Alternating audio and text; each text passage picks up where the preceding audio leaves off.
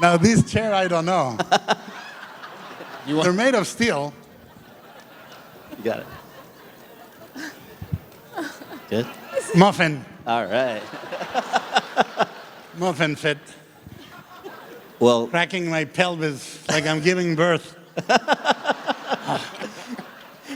thank you again all for being here. This is such a special thing to have all five of you. And I guess to just sort of give a little context, how many of you knew each other before this whole season? And what sort of relationships, if you didn't know each other, have formed from just being at so many of these various ceremonies and festivals and things over the course of the last 6 months? Jordan, maybe we could start. Well, I knew nobody, but you know this. You know the first person I met was Greta. We met at a we're friends. And we you know there's definitely kind of like a a actor to director bond that we have, and these gentlemen I've met in the subsequent weeks, and you know I can't express how it feels like there's this competitive nature to the season. It doesn't feel like that. It really these are heroes of mine that I get to kind of sit and eavesdrop on their conversation is how it feels. So it's cool. Greta? Yeah. It's exactly the same. I do, and also because it's both of our direct writing and directing debut. Yep. And then I feel like often I'm turning to you afterwards and I'm like, can you believe it? I had met you, and I had met you also on a set. I made a film with Rebecca Miller, and one day she said, "Oh, that's just Paul by the monitor." And I was like, "Oh no," but I was nervous, and then I got over it. Yes. And then I met you in this time, both of you. Yeah. And the photograph that day. We were photographed together for like a group photo. Which one was it? Well, Hollywood Reporter. Yeah. We had cross promotion. But we had a blast instantly. You know, Paul, I love and admire his work, but we haven't met. I'm wearing the Punch Drunk Love jacket, which I had. I feel like I look like Adam Sandler after he was in water for 3 weeks. But Chris and I have known each other for a while and have fun. We, visit the houses or talk, or, we owe a couple of trips to Disneyland. Chris? Well, I've known Guillermo for years, and Paul I've known for some time.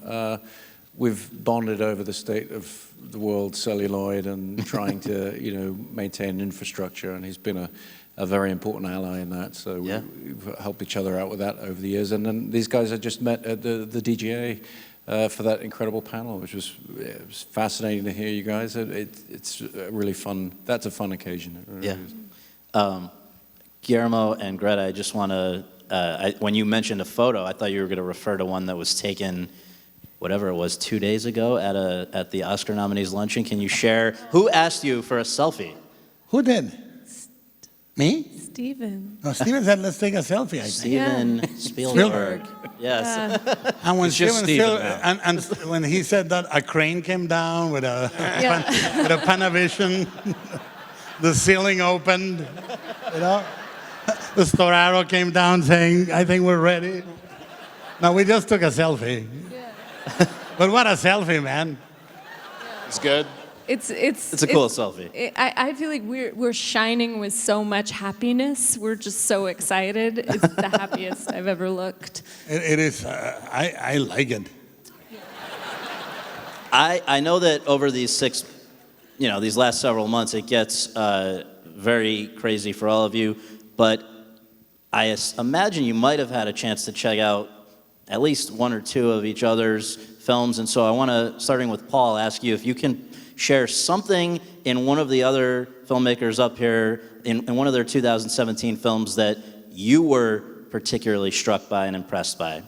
So, Paul, we can maybe start with you and we'll jump around. Well, the first thing I think of when I think of Guillermo's film is really Sally Hawkins and her performance. Yeah, I guess I'd felt for so long that there she was, like right in front of our faces, and like who was going to be the person that could grab her and put her where she needed to be. So that's the most memorable thing about that film, is seeing her front and center. Certainly Chris's film, which he's always so sweet. I always get to see them in the optimal setting. You know, we always get to see it right hot off the presses. And I just remember thinking that as many times as you've done this, there's no greater pleasure than sitting in a movie theater now and saying, like, how the fuck did he do that? Was there a particular moment where you said that? Every single one of them. Like, well, how the fuck did he do that? Really, every single one of them. And Greta's, again, I guess I go right to right to Saoirse, you know, again feeling like that was probably it's not jealousy, but it's like you see this Irish actress suddenly be somebody from California, more specifically Sacramento. I was like, well, how did she do that?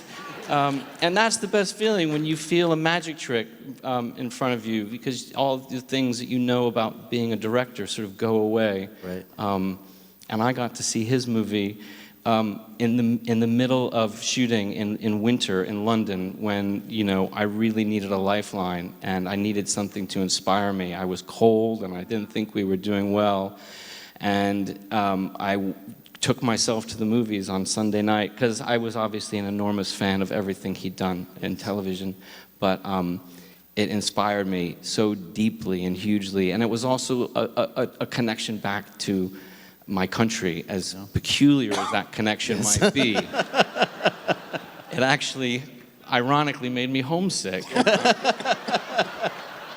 Who were you identifying with, Paul? Exactly.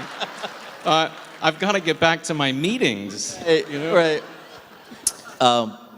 Those were wonderful and lovely sentiments. I want to say that if you know, it's, again, totally understandable if somebody hasn't yet seen everything, and also in the interest of time, I'm going to say, if the others up here, if you can just point out one moment from the other. No, but I mean, that was terrific. But No, that's Guillermo, if you can go, and then we'll come back down. You know, it's very strange, because two conditions exist to admire a movie. Either you admire it and you can't imagine how it was done, which happens, and then the other one is when you admire it and recognize something that is deeply personal for you, and you couldn't have done it, but you relate intimately. And this is very strange for me to say, but that happened to me with Lady Bird. Yeah.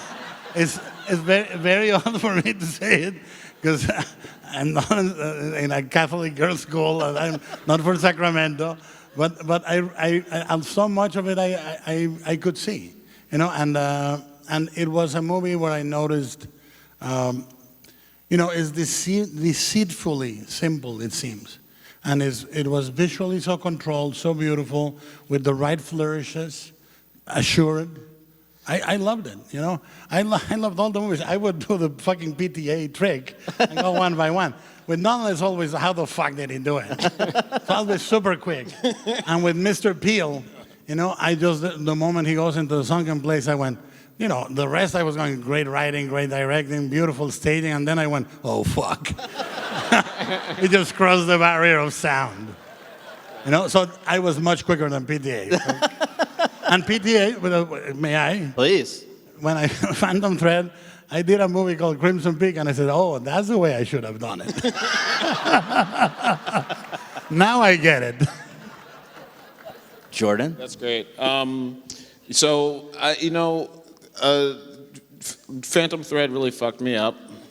That movie was. I loved each of these movies for very distinct reasons. They're all masterpieces. And by the way, I should point out when I met Paul maybe 3 weeks ago or a month ago, and I was like, dude, Phantom Thread, I loved it so much. He's like, really? How did you see it? I was like, on a screener. And I just saw his face go, oh. And I realized I lost Paul forever. But I will say, you know, there's a scene in the movie where Woodcock is at the New Year's Eve party, and all the emotion and the psychology and the beauty, the visual beauty of this moment are working in harmony in a way that is just a pure cinematic moment that you almost can't describe. But I do get choked up thinking about the character who is looking for the woman he loves, who he realizes there's a rift between them that may never be mended, may never make sense. And this beautiful moment of searching for this person he loves that he's simultaneously realizing he needs to let go in some way. I don't know if that's how you were thinking about it, but that might be my shit. It was one of those moments where I went like, okay, this is cinema. Absolutely. Greta? It's for me. It's like so. I want to say something about each one. I'm gonna do it. Wait, but then I'm the only one. I won't stop you. For me, it's all these moments in Guillermo's movie, which transported me and made me fall in love with love. And it does this thing that only movies can do, where you love the lovers. And I don't know that anything else can do that. And it's the moment after the water goes out and Sally Hawkins is behind the creature, and the look on her face when she looks at Richard Jenkins, and it makes me tear up when I think about it. It's this look of, you cannot shame me because I am in love. And I just, it's like the most beautiful, it's the most beautiful thing.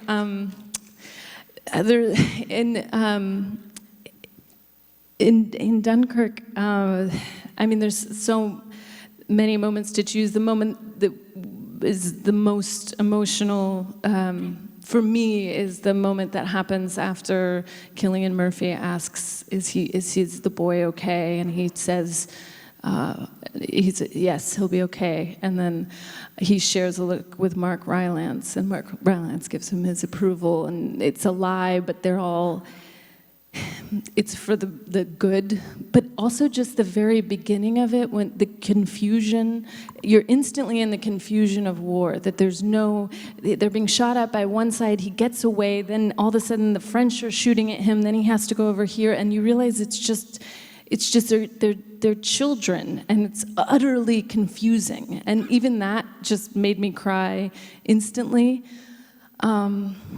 Your Beautiful movie, I feel like I'm going to cry when I talk about all of these movies. Your Beautiful movie, the scene when he finally, after he recovers from his first illness and he comes in and he asks her to marry him, and it's both perverted and sublimely romantic. And it's so beautiful and so funny in a way, and twisted, and how she's silent for a while. She doesn't answer him, and then he's like, why haven't you answered me? That moment. And your movie, which I saw in the best possible way. I saw it in a huge theater in New York City, and everyone was screaming at the screen and to themselves, and everyone was terrified and laughing, and then people started crying when, I mean, it was just like being in a collective experience, watching everyone go through their emotions. But for me, it's Daniel Kaluuya's face when he says, no, I'm not going to talk about that. And you see this well of pain that he can't even articulate. and it's this tender detail and this tenderness that's in the middle of a genre film, and anyway, I am done. I've taken up all the time.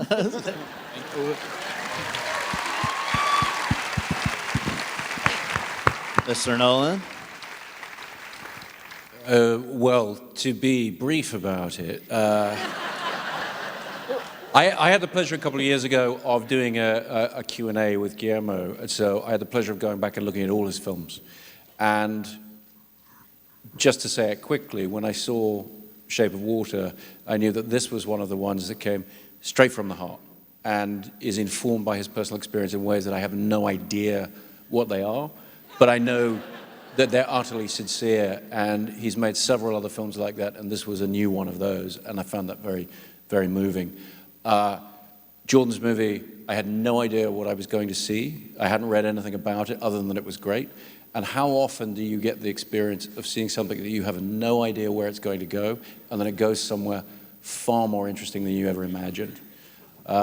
Greta's movie, I went to see, and it felt familiar in all the right ways. It felt comfortable. It felt like a part of a life that I knew and had experienced. It felt like memory. And then you get out, and in talking to my wife about it afterwards, I realized that's not a relationship you ever see in films. But it feels like you've seen it before. It's so complete in the telling, and it taps into, I mean, particularly those of us who have 16-year-old daughters, as I do, it's who are into theater and all that. It's very precise. And Paul's movie, I mean, we were talking about it earlier, but I made this, my wife and I made the slightly strange decision to take our kids to go see it. And ever since, every time I do anything vaguely, I suppose they would say dictatorial, it's, oh, Mr. Woodcock, and are you a spy? Get out your gun. Do you have a gun? And we've been hearing this for weeks, and every time Emma cooks mushrooms now, huge hysterics. I've seen the film a couple of times, and seeing it on 70mm was such a pleasure. And the thing I found strangest about it, as it opened up on its photochemical version, is I was suddenly very aware of the sound, and the use of sound in the film is so extraordinary, because it's simple and gritty, and then extremely loud. I mean, the spreading of the butter on the toast. It just, you feel it up and down your spine. It's amazing. I mean, I think all the films, they're incredible work, and I'm very proud to be up there amongst these guys. Well, Yeah. I'll be very, very brief, but there's a moment in Chris's film that I would like to discuss, because it exists purely in a cinematic way. At the end, when finally the plane is landing and there's fire, and you know, it's a poem. It's truly a poem, almost like a eulogy at the end of the battle. And then is when he removes his mask and you can see his face. It's the end, and it's as the first time you're gonna really fully see him as a vulnerable human that is not fused with the machine. And it's pure poetry. And what you were saying, it's so hard to talk about film because you can never encompass it with words. Right. What makes it work lies beyond the words, beyond the story, the plot, or the characters. It's purely a moment when the light hits, when the camera moves, when something moves magically, and that's the ending of Dunkirk. I